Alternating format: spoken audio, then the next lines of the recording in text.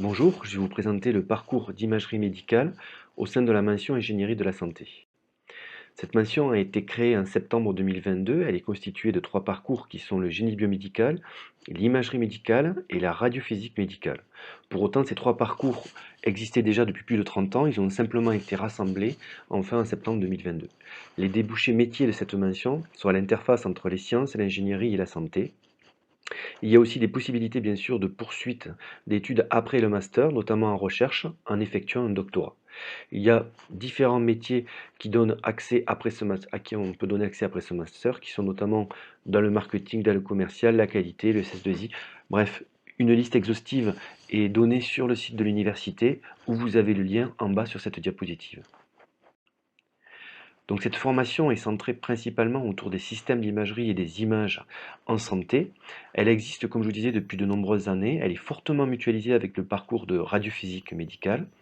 Elle propose de nombreux enseignements avec des projets, des ateliers, des visites sur site, en allant voir par exemple les IRM, etc., avec des chercheurs, des anciens chercheurs et des praticiens hospitaliers qui sont spécialistes et qui interviennent donc dans ces enseignements. C'est une formation ici qui vise bien sûr à avoir une importante maîtrise des systèmes d'imagerie en santé pour leur compréhension, la modification, je pense notamment par exemple aux séquences d'IRM, mais aussi la modification des images que l'on peut avoir derrière pour un meilleur diagnostic. Donc nous avons de nombreux enseignements à l'intérieur du master qui sont répartis de manière transversale. On peut voir des maths, de la physique, de la métrologie, de la programmation, de l'imagerie médicale bien sûr, du traitement des images, mais aussi de l'initiation à la recherche au sein de projets notamment tutorés au sein de laboratoires de recherche, la langue vivante et l'anglais. Et pour être recruté, il faut principalement venir donc d'une licence de la mention de ZEA, notamment celle d'ingénierie pour le soin et la santé, mais aussi des licences de physique-chimie ou d'autres licences. On peut être manipulateur en électroradiologie et on peut aussi avoir une expérience dans le domaine depuis de nombreuses années en voulant faire une validation notamment d'acquis d'expérience. C'est tout à fait possible avec ce parcours. Alors les spécificités, c'est que l'on va avoir une grosse partie, donc on a dit, en traitement des images, mais aussi en programmation, pour être capable donc de travailler sur ces imageries médicales et à l'interface graphique et aussi donc à la technicité de la modification de ces images.